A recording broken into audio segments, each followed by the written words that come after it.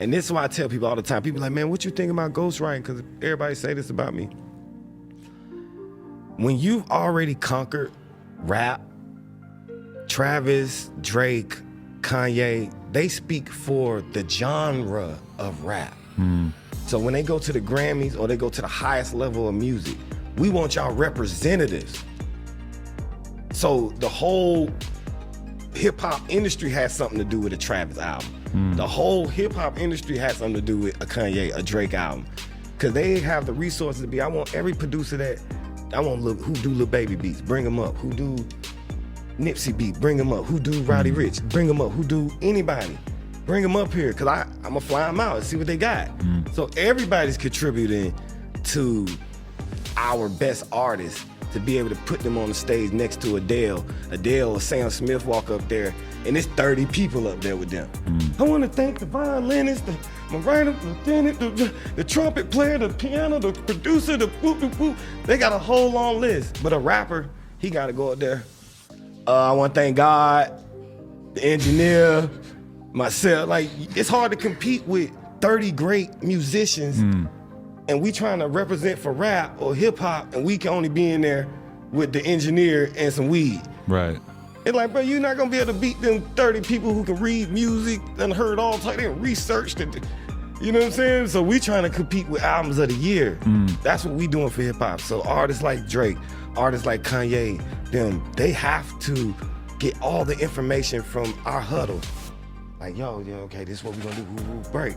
And then they go present it to the world and say, Adele, or this country song, or whoever, see if y'all can compete with that. And they go back and get they brainstormers and they come up with their music and say, Kanye, see if you can beat that. Drake, see if you can beat that. Right. You know, and that's what music is. That's what pushes the music industry and just in the whole. First of all, and let me make this thing certain, Cyhi will go down in history as one of the best artists, the greatest artist, one of the greatest artists in music. This, for all you Kanye haters, for all you, just, purists, I just want to be able to, you should be able to rap, and not be, not get any help whatsoever. For all of you that are out there, get out of here. Get out of here. Because you guys are going to be the reason why you alone aren't going to achieve anything. You aren't going to achieve anything. Let's get into this. What up, you guys? It's Wolf Sage. Welcome to Daydream, where they dream, they drip, and when they drip, they create. It's all a process, you guys. Welcome back, and here we're talking about ghostwriters, we're talking about rappers, we're talking about hip-hop, we're talking about possibly the greatest genre to ever be created. Hip-hop, R&B, yeah, we need to put R&B in there. Can't forget that, because that's the other coin. And a couple of the other music like country and rock, and let's not talk about that. Let's not go down that. Right now we're talking about ghostwriters. So shout out to No Jumper, shout out Cyhi The Prynce, shout out Cyhi. Cyhi is the GOAT, you guys. He is honestly one of the best writers, one of the best just people in the music industry in general. And I say the music industry in a sense of he's been able to work through Kanye and Good Music and Def Jam, and he's put out a project. He's been able to work on all these different type of projects. He was even in the earlier stages of My Dark Twisted Fantasy. He wasn't in the early stages of that being made, but before it came out, he was able to, put his verse on a specific song. I'll put it up on the screen because I can't remember right now, but he put his verse on there and it went crazy. So if Kanye, one of the best artists of our lifetimes and probably even the future, is if he found this guy and wants him to write for him, I think we should listen. But there's so many things that I want to talk about in this video. First, there's 3 things. I want to give y'all 3 reasons why this is important. Why it's important to have these writers. Why it's important even as a regular artist, because not all of us is music artists. Not all of us are producers, and there's different types of art. You're a graphic designer, you're an illustrator, you're a story maker, you're whatever, you're a furniture designer. There's so many different parts of art and design that don't get expressed. But the one thing that is sad that only happens in hip hop is that a lot of artists, a lot of rappers, a lot of people have this misconception that if you have any help, if you have any person writing your bars, that you can't be considered one of the greatest. And as far as a lyrical standpoint, as far as an MC standpoint, as far as like, hey, I can come up with stuff off the top of my head and turn it into poetry and do this and this and that. If you proclaiming that you do that, then yeah, you can definitely say, hey, I am a pure artist. I go off the top of my head. I don't need no one's help, this and that, whatever help. But when we're talking about rappers, we're talking about creating art. And this is what Cyhi said. People like Taylor Swift, people like Adele, people like Sam Smith, all these different artists who get all these teams, all these artists, all these different instrumentors.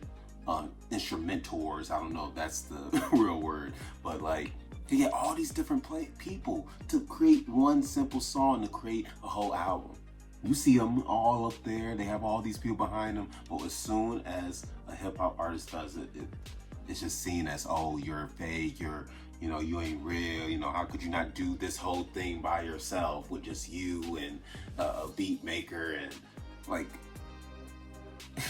and that's what, and I think it comes from those people that don't really know art. They don't really see the art. They don't really like see the process that it takes to get to the finished product. Let's take McDonald's. I'm pretty sure when they started hundreds of years ago, which is what it feels like right now, when they started all that time ago, they didn't have the perfect burger. They didn't have the perfect fry. But they knew that, hey, we need to work, perfect, and possibly, because I believe they stole some stuff. Don't quote me, but I believe that was the thing. But they realized they have to have different elements. So as time went on, they're like, okay, we can't rely on just a burger. We need to have fries. We need to have toys. We need to have other burgers and other chicken nuggets and this and that, all these other different things that are going to help make McDonald's as the actual product be successful, as the brand, should I say. McDonald's is the brand. The burgers, the fries, the nuggets, all that shit is a product and everything. And it's sad because in hip hop we can do the same thing. Like Lil Yachty just put out an album with a whole bunch of Detroit rappers and had Detroit beat people on there. Imagine if he just decided to just stay to New York sound. Imagine if all these different artists, hip hop wouldn't be the same. If people decided to just stay, if hip hop decided to just stay in New York and only be in New York, we wouldn't have people like, we wouldn't have NWA, we wouldn't have people from down south, we wouldn't have Gucci, we wouldn't have Lil Wayne, we wouldn't have 3-6 Mafia, we wouldn't have all these different Rap-A-Lot, we wouldn't have all these things. And even though people don't like to look at credits and everything on these albums, I was one of those kids that like to do it. I like to look at, see who's making all this stuff, who was playing that beat, who was making that rhythm sound and everything. Rowdy Rich is a good thing. And before I even get to Rowdy Rich, I would go through these albums and look and see who was credited and who did this, who did that, who sang this, who sang that. And that's what Kanye does. He puts it together to where we are still bumping, even if we don't agree with some of the crazy stuff he be talking about, and he just be going through some stuff that we just can't get it. We can still at least look at his music and be like, undoubtedly, this is just great music. Some of it is, some of it ain't, I should say. And even for Rowdy Rich, he decided to, hey, on the box, the big single and everything. If you haven't heard it, I'm sorry, but listen to that. The box. That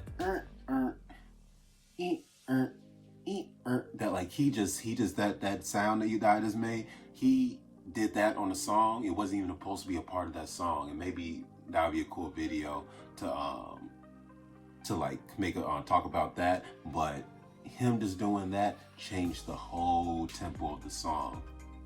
And he didn't even make the beat. So think about that. There are times where artists needs to be able to stretch and expand their minds and have to be able to say, hey, I want to try this, let's see if this works. And if it doesn't, we shouldn't be confined to, oh, if it doesn't work for me, then I can't get any help. That's not how the world is created. That's not how the future is made. That's not how technology is born.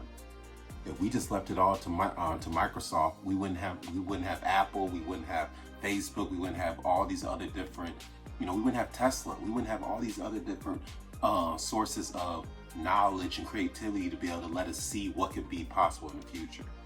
I'm talking to y'all literally on a tablet. I'm talking to y'all literally on a screen that I can literally see my face. I didn't have to pay $3,000-$4,000 for a camera, or around that $2,000 for a whole camera that could possibly just break, and that's it.